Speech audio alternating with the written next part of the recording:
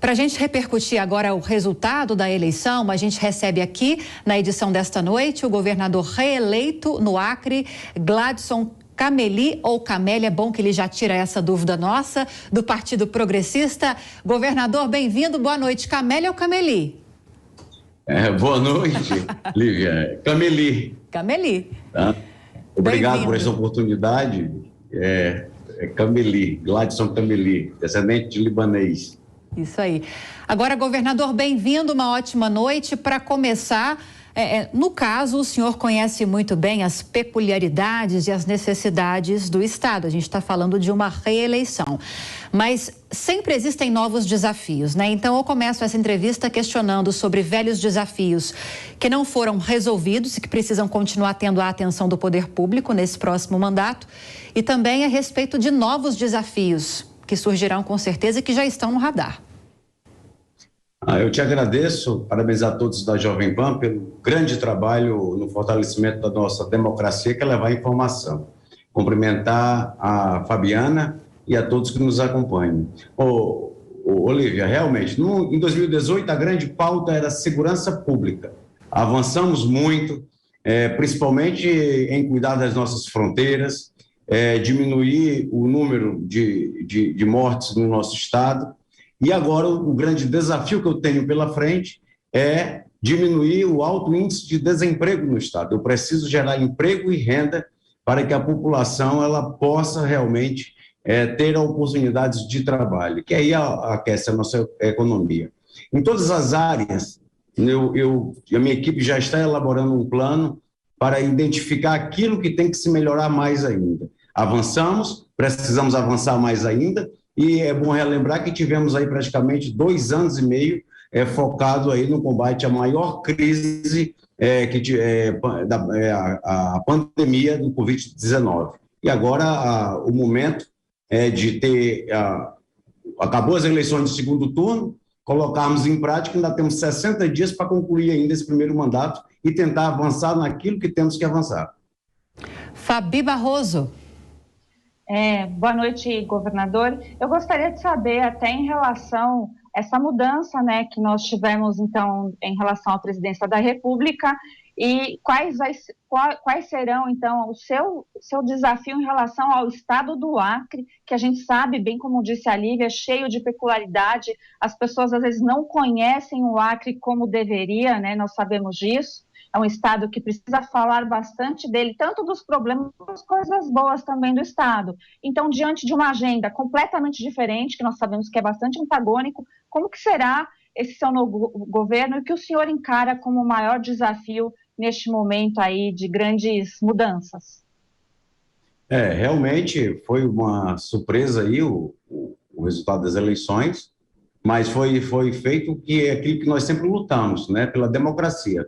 Foi feita à vontade da maioria da população. Agora, todo mundo tem que descer do palanque e pensar em resolver esses desafios que nós temos pela frente. O Estado precisa do apoio do governo federal, as parcerias, principalmente nas áreas de segurança pública, saúde, educação e infraestrutura, para a qual eu preciso para tentar gerar emprego, para diminuir o alto índice de desemprego. Somos um Estado onde temos uma fronteira imensa, onde o contrabando é o que nos preocupa, principalmente com cocaína, e temos que continuar essas parcerias. Eu vou ter uma relação institucional com o novo presidente da República para que a gente possa realmente vencer esses desafios. Mas respondendo, melhorar em todas as áreas, colocando o Estado de Direito mais próximo dos ribeirinhos, de quem vive às beiras às margens das BRs, e também diminuir o alto número de desemprego que ainda temos aqui no nosso Acre. Este é o nosso maior desafio, que automaticamente você criando oportunidade de trabalho, você está melhorando também em todas as áreas, porque está aquecendo a economia. Vindo nesse tema, governador, do alinhamento com o governo federal, com o governo eleito agora de Luiz Inácio Lula da Silva. Eu até trago uma informação aqui antes de fazer a pergunta. Hoje, no cenário que se tem hoje, com base no resultado das eleições, Lula tem 11 governadores que estão alinhados à política dele e 14 fazendo oposição, e inclusive o senhor está entre esses 14, né, que fazem oposição. Mas há uma intenção do presidente eleito de se reunir com todos esses governadores para encontrar pautas comuns e para encontrar, mais do que isso, uma agenda de coalizão. Então, o senhor está aberto a participar dessa reunião e buscar esse alinhamento, né? Com toda certeza. Eu represento 1 milhão de habitantes, governador de um estado que precisa do apoio do governo federal. Temos muitas situações que temos que realmente ter esse equilíbrio, diminuir essa incerteza do amanhã, né? Não podemos criar mais problema daquilo que já temos que enfrentar. Então, eu vou sentar assim com o presidente, como irei procurar e como também irei a qualquer solicitação e convocação do presidente da República. Eu não posso aqui colocar política acima de um Estado. Nós temos que entender que o período eleitoral já passou. Se não foi aquele resultado esperado, o que nós temos que fazer agora é acalmar os ânimos. Nós temos aí um Natal se aproximando, já saímos de uma pandemia onde milhares de pessoas morreram, e nós temos que tentar levar o autoestima para as pessoas. Eu sou governador de todos e vou procurar o presidente da República institucionalmente para que a gente vença os desafios que precisamos vencer aí no decorrer do próximo mandato. Eu tenho muito o que fazer. Eu não posso mais perder tempo, nós não podemos mais perder tempo, nós temos que dar uma resposta para a sociedade, até porque as urnas elas foram muito claras, o povo ele tem acompanhado os seus representantes. Agora, governador, o grande assunto desta segunda-feira, mas com uma movimentação que começou logo depois da apuração dos votos domingo, né? É esse movimento de protesto em pelo menos 200 pontos de rodovias federais brasileiras de caminhoneiros que resistem ao resultado das eleições que deu vitória a Luiz Inácio Lula da Silva. Um protesto que seria favorável à continuidade do presidente Jair Bolsonaro no poder. Queria saber como está a situação no Acre. Nesses 200 pontos que eu citei, alguns deles estão no estado. Como que está o controle dessa situação? O senhor que é governador, foi reeleito, mas é governador, como está lidando com essa situação? Eu vou reiterar o que eu acabei de falar. Eu já pedi que as forças nossas militares respeitem a ordem da justiça. O que é determinado pela justiça não se discute, cumpra-se, até porque lei é lei, e eu não posso ir, que eu fui deputado, fui senador, e o Congresso elaborou as leis para que elas sejam cumpridas. Esse é um ponto. E eu não tenho dúvida que os caminhoneiros, milhares de pais de famílias, a qual tenho o maior respeito, eu estou aqui para tentar acharmos aí um melhor entendimento, porque senão vai começar a prejudicar milhões de brasileiros com a falta daquilo, até mesmo do que comer, caso se estique essa situação. Democracia é democracia. Eu não estou aqui querendo ser... eu não posso incentivar aquilo que vai trazer desordem para o Estado.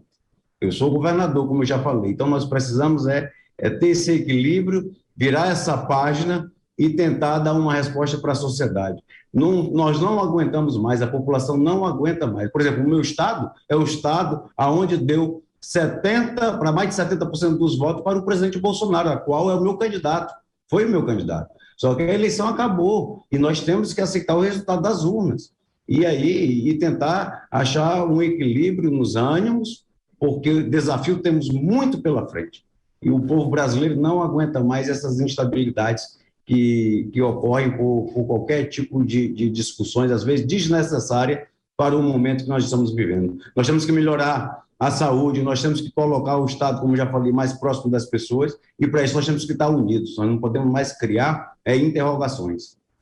Acabei de receber um documento aqui a respeito ainda dessas manifestações, governador, e eu vou atualizar a nossa audiência, inclusive enquanto eu leio essa determinação. Nós falamos há pouco sobre uma decisão de uma hora no máximo, um pouquinho mais do que isso, do ministro do STF, Alexandre de Moraes, determinando à Polícia Rodoviária Federal e aos comandantes gerais das polícias militares em todos os estados brasileiros ações imediatas para liberação desses pontos que estão bloqueados em rodovias federais brasileiras.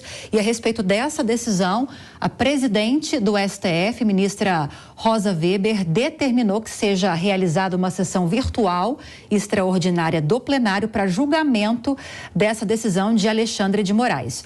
Nesse documento, ela estabelece que essa sessão vai ter início no dia 1º, ou seja, hoje, dia 31, dia 1º, amanhã, terça-feira, às 0 hora, ou seja, à meia-noite de amanhã, começa, que na verdade é meia-noite de quarta-feira. Aliás, a sessão terá início no dia 1º, exatamente. A sessão começa à meia-noite desta terça-feira, ou seja, logo mais à meia-noite, com um término previsto para o mesmo dia, ainda na terça-feira, às 23h59, podendo os advogados e procuradores apresentarem sustentações orais até esse horário estipulado. Ou seja, ela sugere, resumindo, eu li o documento agora, por isso a confusão, resumindo, ela determina, melhor dizendo, que essa sessão extraordinária no plenário para julgar essa decisão de Alexandre de Moraes aconteça nesta terça-feira, a partir de 0 hora, ou seja, daqui a pouco, à meia-noite, tem início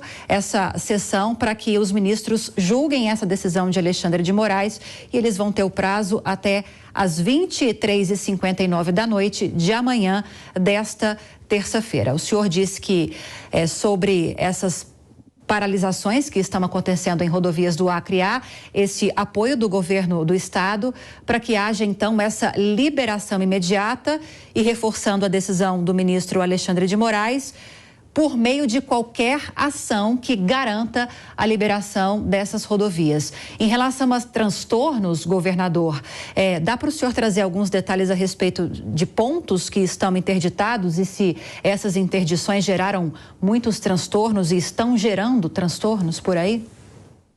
Com certeza, nós temos 2 pontos, tanto das 2 BRs, 317, que liga a nossa capital ao Pacífico, né, que é a transoceânica, até a fronteira com o Peru e a Bolívia, nos municípios de Brasileia e Pitaçolândia, como também temos ponto da BR-364, que sai de Cruzeiro do Sul até aqui Rio Branco, e de Rio Branco prossegue ao estado vizinho, Rondônia, em Porto Velho.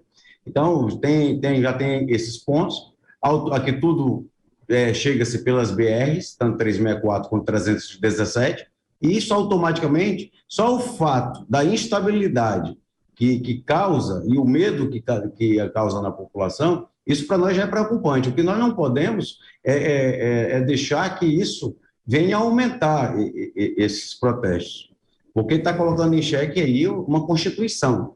E como eu já falei, o governador, nós governadores e representantes da população, nós temos que achar o meio termo para tentar apaziguar essa situação e ter o desbloqueio das nossas rodovias. Os nossos caminhoneiros são pais de famílias, eu sei que eles estão aí no momento até de não querer aceitar, mas o que nós temos que fazer é tentar achar esse equilíbrio, fazer um acordo e tentar mudar. Aqui no Acre, nas informações que eu tenho, que parece que eu vou confirmar daqui a pouco, que um desses 2 pontos, um já foi liberado, uma da parte das rodovias, e eu tenho um pedido para que as nossas forças tentem não ir com agressão, mas tentar negociar com diálogo para que a gente possa ter um sucesso nessas negociações. Mas o prejuízo para nós é muito grande, até porque a parte de alimentos, de tudo que gera aqui, nós temos que receber. Isso aí vai impactar diretamente no dia a dia das pessoas. Agora, Fabi Barroso, antes de você direcionar a sua pergunta ao governador, só quero te ouvir a respeito dessa decisão da ministra e presidente do STF, Rosa Weber, de convocar essa sessão virtual extraordinária no plenário para esta terça-feira, começando daqui a pouco à meia-noite e finalizando às 23h59 de amanhã. Você acredita que o plenário vai referendar essa decisão de Alexandre de Moraes? Quais suas expectativas? E, na sequência, sua pergunta para o governador. Sim, Lívia, vai referendar, na minha visão. É até interessante porque é uma decisão do TSE, o que o ministro Alexandre de Moraes concedeu é no âmbito do TSE, Tribunal Superior Eleitoral, provocado pelo Ministério Público Eleitoral. Então, agora, eu só não entendi como essa ação chegou no STF, mas ok, chegou então ao STF, e eu também não compreendi quais advogados seriam ali para poder fazer alguma sustentação oral, né? Que a gente tem aí são poderes públicos, pelo que eu sei, as partes é o diretor da Polícia Rodoviária Federal, e, se eu não me engano, até a própria Polícia Federal, e alguns entes, né? Então, não sei qual advocacia aí que é sugerida. E esse prazo aí é até bem curto, mas diante da situação. Mas vamos relembrar aqui, nós tivemos um movimento muito parecido recentemente, em 2018, isso é recente para a história aí das leis, e existem decisões, né, a respeito de movimentação e paralisação de caminhoneiros. E nós sabemos que existe também até um limite para a lei atuar. Então, vamos ressaltar pelo menos o que foi decidido em 2018. Os caminhoneiros têm que produzir, né, a parte da via tem que ser desobstruída,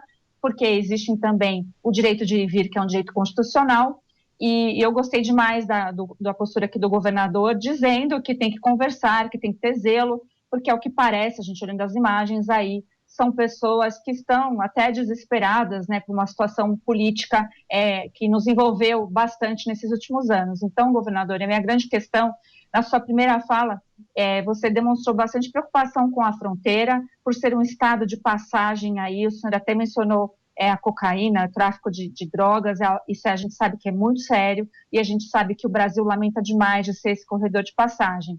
Então, gostaria de saber do senhor, assim, especificamente, como o senhor pretende, além, né, de aumentar o emprego, que isso é importante, que isso acaba diminuindo a criminalidade, mas essa ação específica em relação a esses traficantes que utilizam o território do Acre como passagem? Fechar as fronteiras, não tem alternativa. E como é que fecha uma fronteira tão grande, de milhares de quilômetros? Com a tecnologia. Nós precisamos fechar, nós precisamos aumentar os serviços de inteligência para que a gente possa realmente detectar tudo aquilo que possa vir prejudicar o nosso Estado e o nosso país. Eu sempre tenho alertado as autoridades federais. O governo federal ele tem sido um parceiro do governo do Estado.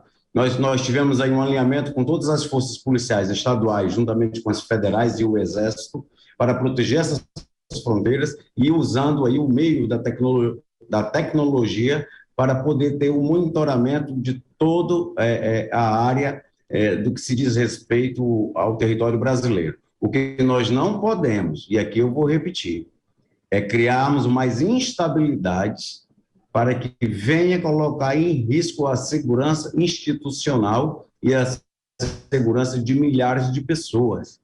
Nós estamos vindo numa sequência de fatores negativos, e aqui eu vou falar a questão da pandemia, todos nós sabemos o quanto isso custou para o mundo, e é o momento de termos essa estabilidade. Eu não posso aqui, porque eu não fui satisfeito com o resultado do A ou B, porque envolve também até uma reeleição de governadores. A gente precisa manter esse equilíbrio, procurar sempre o diálogo, usar a força naquilo quando não houver um diálogo. Quando houver um diálogo, nós temos que sentar na mesa e tentar achar alternativas. Eu não tenho dúvida que o presidente Bolsonaro ele irá manter o seu juramento, que é manter a ordem, para que a gente possa aí vencer esses desafios. Para que isso não sirva de um modelo para que depois qualquer um que ficar insatisfeito com coisa ficar fazendo ou tendo aí esses transtornos. Mais uma vez eu repito, os caminhoneiros são pessoas trabalhadoras que movimentam a economia do país, eles querem ser ouvidos,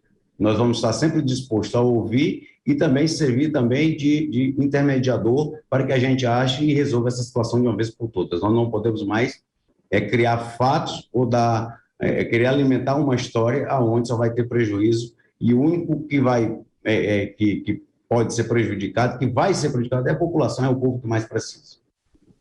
Agora, 11h07, a gente segue na companhia do governador reeleito no Acre, Gladson Cameli, do Partido Progressista.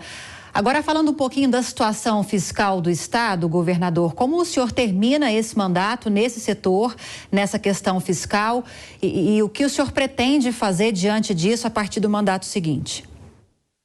Nós conseguimos, graças a Deus, pegamos um Estado no início de 2019, uma folha de pagamento atrasado de um 13º, pagamos para mais de 6 bilhões de reais de dívidas do governo, e conseguimos equilibrar as contas, conseguimos chamar quem fez concurso público, dar um abono para o servidor público do Estado, como também melhorar as condições de trabalho em termos de infraestrutura em todas as repartições. O que é que nós vamos querer agora? Manter esse equilíbrio fiscal, estamos aguardando aí o balanço do primeiro semestre, que só no partir do ano que vem, até final de janeiro deve sair, para que a gente possa aí temos que fazer novos concursos públicos para a contratação de novos servidores, finalizamos um agora da saúde, de profissionais da saúde, para que a gente possa colocar, como falei, o Estado mais próximo das pessoas, principalmente quem vive no interior, e melhorar as condições de trabalho, não só salarial, mas de estrutura, para que a gente possa ter um servidor cada vez mais protegendo o diamante que é o Estado de Direito. Agora, a gente sabe, né, governador, que a representatividade do Estado no Congresso Nacional também é muito importante para ajudar no andamento dessas políticas públicas que estão sendo discutidas, nos projetos que estão sendo consolidados. E a gente sabe que houve uma mudança também na configuração do Congresso Nacional com todas essas questões. Hoje, a gente tem um Congresso mais à direita, centro-direita, hoje não, a partir de 2023, do que o Congresso que a gente tem na consolidação atual, né? Nesse modelo atual que a gente está falando, né? E falando a respeito disso, governador, agora, na verdade, agora 11 horas e 9 minutos, você que está acompanhando aqui no Headline News, a gente continua falando com o governador reeleito no Acre, Gladson Cameli, a respeito dessa representatividade no Congresso, governador. E isso é o suficiente, o que se tem hoje, o que se vai ter a partir do ano que vem, para ajudar no andamento dos projetos e propostas mais importantes para o desenvolvimento do Estado? Com toda certeza, os nossos parlamentares, principalmente agora. Eu vou te dar um exemplo. Na Câmara Federal, o Acre tem um número de vagas, 8 deputados federais na Câmara. Os 8 são de linha de direita. Tá? Aqui foi 100% da Câmara Federal, ela mudou para os parlamentares são de linha de direita. Se você pegar a Assembleia Legislativa, dos 24, 21 são de linha de direita. Temos o senador da República, que inclusive vai ocupar a vaga a qual eu fui eleito há 8 anos atrás, que é o senador Alan Henrique, da União Brasil, que também é de direita. O que é que nós temos que esquecer que nesse momento principal, onde o Estado precisa do governo federal, é nós deixarmos a política, descer do palanque e pensar nas pessoas, naquilo que queremos fazer de bem para que a gente possa dar uma resposta à nossa sociedade. E a Câmara Federal, os parlamentares, eles são fundamentais, o Poder Legislativo ele é fundamental para que o Executivo possa executar tudo aquilo que tem que se fazer para melhorar a vida do nosso povo, que é melhorar a vida das pessoas. Fabi?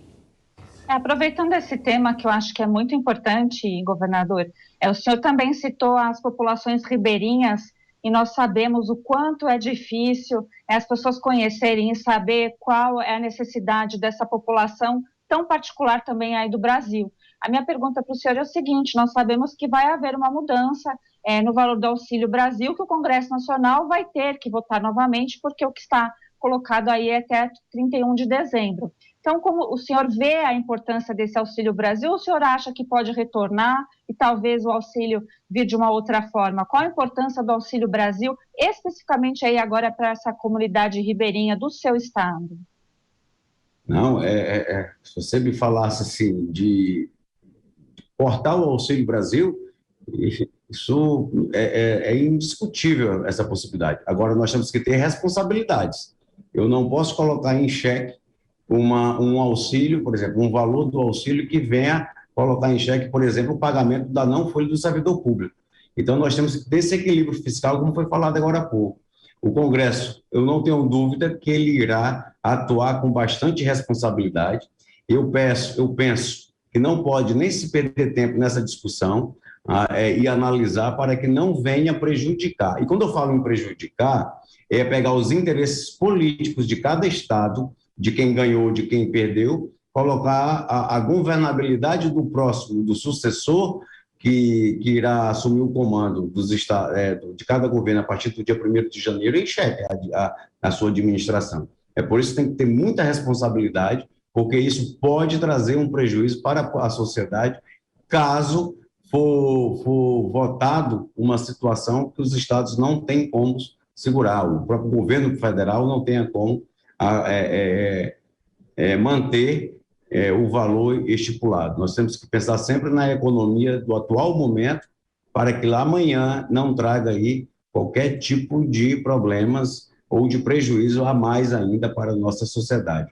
Ou aquilo que for para beneficiar o povo, para dar condições, auxílio pode ser auxílio moradia, pode ser qualquer tipo de auxílio, eu sou totalmente a favor, porque se o povo não tem emprego, ele precisa comer. E como é que ele vai comer se ele não tiver condições, se ele não tiver nenhum auxílio, se não tem emprego, não tem como trabalhar? Então, eu sempre mantenho o bom senso para tudo, para que a gente possa vencer cada vez mais esses desafios. Falando ainda dessas políticas de transferência de renda, governador, o senhor ressaltou a importância da manutenção desse auxílio em R$600, mas a gente sabe que essa questão fiscal do governo federal vai ser um grande desafio a partir do ano que vem. Nós tivemos pandemia, os desdobramentos da guerra na Ucrânia aqui no Brasil, os governos estaduais e também uma parcela dos impostos vinculados ao governo federal tiveram de ser reduzidos para conseguir dar conta da questão do preço dos combustíveis para não onerar tanto o bolso do brasileiro. Então, tudo isso foi gerando uma questão fiscal cada vez mais delicada e que vai cair nas mãos do próximo presidente da República, do caso do presidente eleito Luiz Inácio Lula da Silva. O senhor acredita que, falando nesse cenário nacional, nesse cenário federal, vai ser possível contornar essas dificuldades, essas questões fiscais e continuar com essa política de transferência de renda nesse patamar dos R$600, pelo menos no plano de governo, no rascunho do plano de governo? Lula disse que até pretende ampliar esse valor para atender algumas especificidades de cada família. Será que isso realmente vai ser consolidado pelo Congresso Nacional? O governo vai conseguir dar conta disso? É o que eu espero, mas espero, e aí o próprio futuro presidente da República, ele vai ter a responsabilidade de saber que cada R$1 a mais é um valor que representará os cofres públicos. Mas, como eu já te falei, você não tira aquilo que você dá para uma família de baixa renda, até que não tem um emprego, para que ela possa sustentar os seus filhos. É onde eu digo, a presença do Estado. Se você não dá uma segurança e oportunidade de emprego, você tem que atender de outra forma, mas com muita responsabilidade. Esse equilíbrio fiscal, ele é fundamental. Quando eu assumi o governo em 2019, fizemos aí a reforma da Previdência, nós conseguimos realinhar as contas, tiramos aí o Estado, estamos tentando tirar o Estado que estava acima do limite prudencial de gastos, tentar ter esse equilíbrio, estamos conseguindo, para que a gente possa realmente fazermos políticas que de fato, traga a estabilidade econômica com a geração de emprego e renda para o povo. Eu não tenho dúvida que esses programas sociais, eles precisam aqui na região norte, principalmente, onde temos aqui as políticas do agronegócio, que para mim, quando eu falo em agronegócio, não quer dizer que eu preciso desmatar para me fortalecer o agronegócio, eu só tenho que diminuir a burocracia e, ao mesmo tempo, cuidar e preservar as nossas florestas, que não quer dizer que, para preservar, eu tenho que proibir o agronegócio. Não. O que está em aberto, dá para se criar as políticas do agronegócio para gerar emprego e renda, como também dá para preservar. O que eu não posso é esquecer, quando se fala de Amazônia, as pessoas só falam em preservação, mas não podem se esquecer de 26 milhões de amazônidas que nós temos aqui nessa região, que querem oportunidade de emprego, querem comer e precisam trabalhar. Pois bem, governador reeleito no Acre, Gladson Cameli, do Partido Progressista, queria agradecê-lo pela participação ao vivo hoje conosco. Você sabe quando eu fico feliz, me permita, que quando falo assim, Gladson Cameli. Agora eu aprendi, governador, nunca mais eu erro. Não, imagina, quero convidá-los para vir conhecer o nosso estado, conhecer as nossas florestas, como conhecer aqui o agronegócio dando certo. Eu quero que Deus nos proteja, nos abençoe e que vocês continuem fazendo esse grande trabalho que é fortalecer a democracia, que é comunicar e criticar o poder público também. Eu gosto da crítica também. E o senhor seja sempre muito bem-vindo, um bom novo mandato, tá bom? Boa noite. Deus nos abençoe e nos proteja. Muito obrigada.